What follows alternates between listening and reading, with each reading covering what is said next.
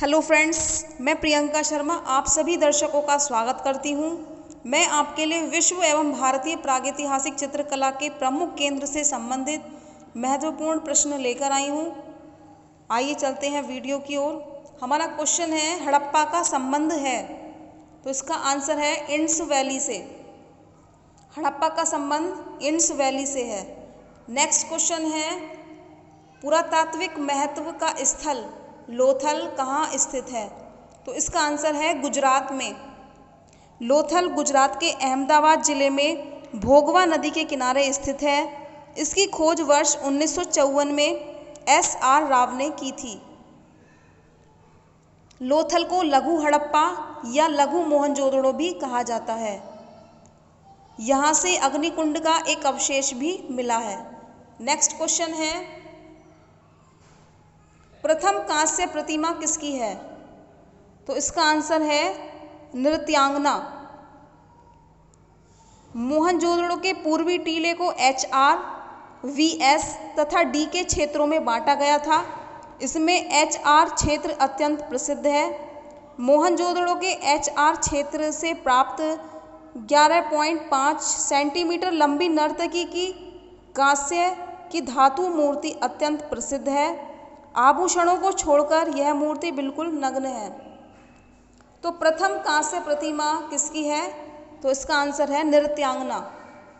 Next question है, मोहनजोदड़ो से प्राप्त नर्तकी की प्रतिमा किस धातु की बनी है? तो इसका आंसर है कांस्य की। मोहनजोदड़ो से प्राप्त नर्तकी की प्रतिमा कांस्य की बनी है। नेक्स्ट क्वेश्चन है, मोहनजोदड़ो से प्राप्त नर्तकी की मूर्ति किस माध्यम में बनी थी?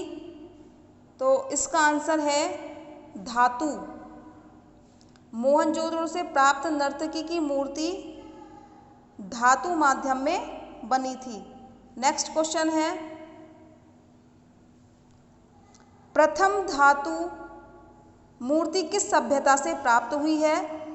तो इसका आंसर है सिंधु सभ्यता। नेक्स्ट क्वेश्चन है, नगरीय सभ्यता का प्रथम उदाहरण कहाँ से मिला है? तो इसका आंसर है मोहनजोदड़ो। नगरीय सभ्यता का प्रथम उदाहरण सिंधु सभ्यता से मिला है, इसलिए सिंधु सभ्यता को प्रथम नगरीय क्रांति भी कहा जाता है। हड़प्पा के नगर जाल की तरह व्यवस्थित थे। प्रत्येक नगर 2 भागों में विभक्त थे, पश्चिमी टीले और पूर्वी टीले। तो नगरीय सभ्यता का प्रथम उदाहरण कहाँ से मिला है? इसका आंसर है मोहनजोदड़ो। नेक्स्ट क्वेश्चन है, सैंधव सभ्यता में प्राप्त पूर्ण परिपक्व प्रामाणिक कितने स्थलों को नगरों की संज्ञा दी जा सकती है? तो इसका आंसर है 2। सिंधु घाटी सभ्यता से प्राप्त पूर्ण परिपक्व प्रामाणिक स्थलों की संख्या 2 है, हड़प्पा एवं मोहनजोदड़ो। लोथल भी एक नगर था, लेकिन इसे मोहनजोदड़ो में भी शामिल कर लिया जाता है। तो नेक्स्ट क्वेश्चन है, सिंधु घाटी की सभ्यता के उत्खनन से कौन सा पुरातात्विक संबंधित है?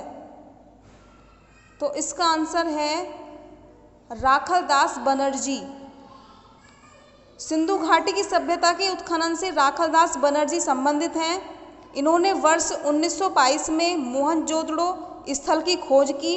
उस समय भारतीय पुरातत्व विभाग में महानिदेशक जॉन मार्शल थे। नेक्स्ट क्वेश्चन है, सिंधु सभ्यता की खोज किसने की थी? तो इसका आंसर है राय बहादुर दयाराम साहनी। नेक्स्ट क्वेश्चन है, हड़प्पा सभ्यता के स्थल लोथल और धोलावीरा स्थित हैं। तो इसका आंसर है भारत में। हड़प्पा सभ्यता के प्रमुख स्थल जो भारत में हैं वे हैं लोथल, रंगपुर और धोलावीरा। कालीबंग, आलमगीरपुर, बनावली एवं राखीगढ़ी। नेक्स्ट क्वेश्चन है, सिंधुवासी किस वृक्ष की पूजा करते थे? तो इसका आंसर है पीपल वृक्ष। सैंधव सभ्यता में वृक्ष पूजा के प्रमाण मिलते हैं। विभिन्न मुद्राओं में अंकित पीपल के वृक्ष, टहनी, पत्तियों आदि से स्पष्ट है कि पीपल के पवित्र मानकर उसकी पूजा की जाती थी। इसी वृक्ष के नीचे बुद्ध को संबोधि प्राप्त हुई थी। तो सिंधुवासी पीपल वृक्ष की पूजा किया करते थे। नेक्स्ट क्वेश्चन है, भारतीय कला का सबसे प्राचीन केंद्र है, तो इसका आंसर है सिंधु घाटी की सभ्यता।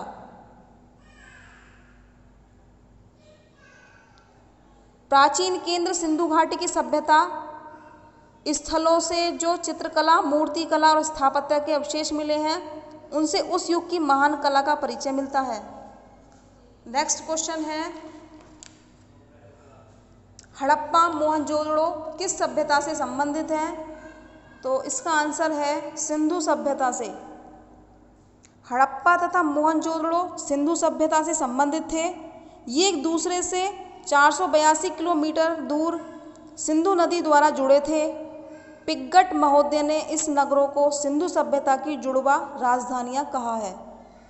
तो हड़प्पा मोहनजोदड़ो किस सभ्यता से संबंधित है, तो इसका आंसर है सिंधु सभ्यता से। नेक्स्ट क्वेश्चन है, सिंधु घाटी में प्राप्त मोहरें बनी हैं, तो इसका आंसर है मिट्टी की। सैंधव मोहरें अधिकांशतः सैलखड़ी की बनी होती थी। कांचल मिट्टी, गोमेद चर्ट तथा मिट्टी की बनी हुई मोहरें भी मिली हैं। मोहरों पर एक श्रृंगी पशु, कुबड़ वाला बैल, हाथी, भैंसा आदि अंकित हैं। लोथल और मोहनजोदड़ो की एक एक मोहर पर नाव का चित्र अंकित है। तो सिंधु घाटी में प्राप्त मोहरें बनी हैं मिट्टी की। नेक्स्ट क्वेश्चन है, मोहनजोदड़ो की नर्तकी किस तकनीक में कास्ट की गई है, तो इसका आंसर है ढोकरा कास्टिंग। मोहनजोदड़ो की नर्तकी की कांस्य प्रतिमा में ढोकरा धातु कास्टिंग तकनीक अपनाई गई है। इस प्रक्रिया में मोम निकालकर निर्माण करने की विधि अपनाई जाती है। नेक्स्ट क्वेश्चन है, सैंधव सभ्यता का प्रसिद्ध स्नानागार कहाँ से मिला है, तो इसका आंसर है मोहनजोदड़ो। सैंधव सभ्यता का प्रसिद्ध स्नानागार मोहनजोदड़ो से मिला है। इसका जलाशय दुर्ग के टीले में है।